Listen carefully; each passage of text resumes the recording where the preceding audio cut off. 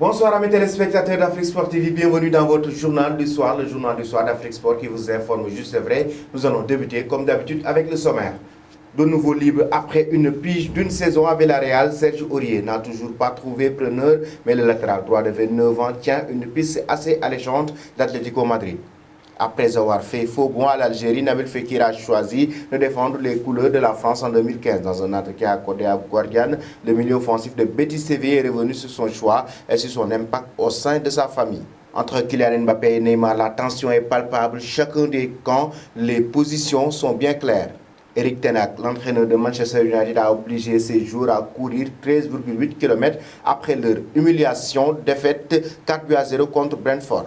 Après avoir soulevé pour la première fois la Coupe d'Afrique des Nations, le pays de Jules Bocandé s'est qualifié pour le Qatar 2022 et pour son capitaine Kalidou Koulibaly, ils sont capables d'aller gagner ce trophée qui échappe toujours aux pays africains.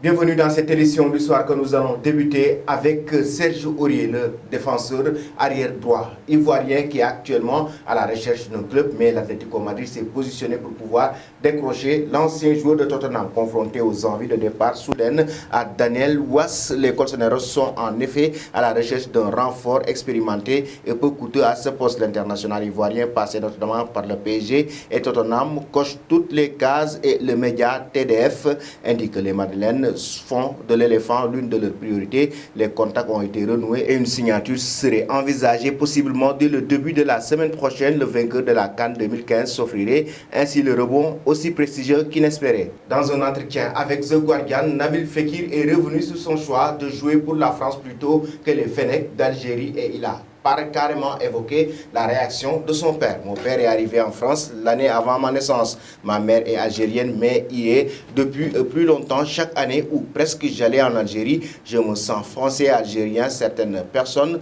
ne comprennent pas qu'on peut avoir la double nationalité, qu'on peut aimer deux pays à la fois. C'était difficile pour moi, j'étais jeune. Beaucoup de gens disent de choisir la France, beaucoup disent l'Algérie. Finalement, j'ai choisi la France, mais ce fut des moments très durs. C'est la vie. Je ne regrette rien de ce que j'ai fait, a assuré celui qui a remporté la Coupe du Monde 2018 avec les Bleus. Son père, en revanche, a eu plus de mal à s'y faire. Il ne voulait pas cela. C'est normal, je comprends parfaitement cela. Il a toute sa famille là-bas, il a grandi là-bas, toute sa vie est là-bas. Ça lui a fait un peu mal quand j'ai choisi la France, mais c'est la vie. Il y a des décisions et c'est la mienne. Je prends mes responsabilités, a conclu l'ancien Lyonnais. Nous allons maintenant du côté du Paris Saint-Germain pour évoquer le problème entre Neymar et Kylian Mbappé. Le joueur français aurait même demandé à la direction parisienne de laisser partir la star brésilienne. Ainsi, Kylian Mbappé et Neymar vont se réunir prochainement avec Christophe Galtier et Luis Campos afin de mettre un terme à cette polémique, sachant que l'entraîneur du PSG a précisé que l'ordre des tireurs de pénalty samedi était établi, mais que ce n'était pas forcément valable pour tout l'exercice 2022-2023. Selon l'IRMC, confirme la tenue d'un rendez-vous entre les quatre hommes, mais le média français ajoute que quelques éléments supplémentaires. Ainsi, on apprend que du côté du clan Mbappé, on est plutôt tranquille après cet épisode. La star française est prête à reprendre l'entraînement avec le sourire et ne compte pas mettre de l'huile sur le feu du côté de Neymar. Son entourage assure qu'il est content au sein du club de la capitale, mais l'équipe précise toutefois que ses proches s'étonnent tout juste des pouvoirs accordés à Kylian Mbappé. Pour rappel, Mbappé ne serait pas contre un départ de son coéquipier. Enfin, le Paris Saint-Germain est serein mais veut régler au plus vite cette affaire qui vient polluer un début de saison parfait.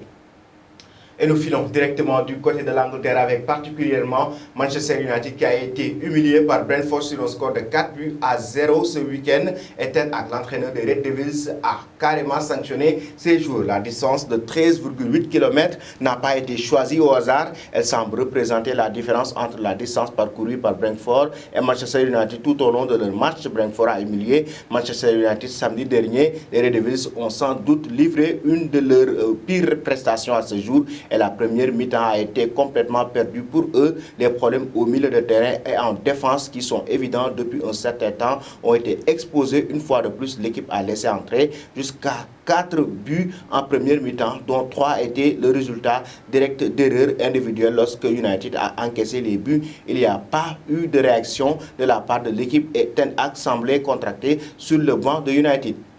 Et nous allons terminer cette édition avec Kalidou Koulibaly qui revient sur les ambitions du Sénégal, mais notamment ses objectifs de remporter la Coupe du Monde Qatar 2022 avec les Lions de la Teranga. Lui, Kalidou Koulibaly, qui a inscrit un magnifique but ce week-end avec les Blues de Chelsea. Le géant défenseur de Chelsea compte sur ses coéquipiers et a vu de ce qu'ils ont déjà réalisé à la CAN. Il pense qu'ils sont absolument capables de gagner la Coupe du Monde.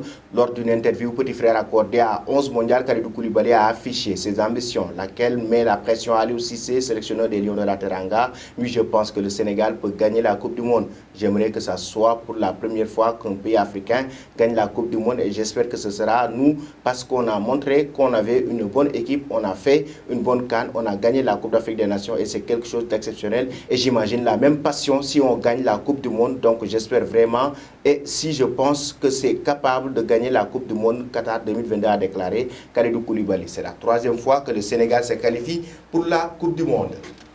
C'était tout, chers amis téléspectateurs d'Afrique Sport TV pour votre journal du soir. Avant de vous quitter, la question concernant le Paris Saint-Germain et le problème entre Neymar et Mbappé. Que pensez-vous de cette rivalité entre les deux hommes? En même temps, le Sénégal peut-il remporter la Coupe du Monde comme l'a si bien dit Kalidou Koulibaly? Merci et bonne fin de soirée.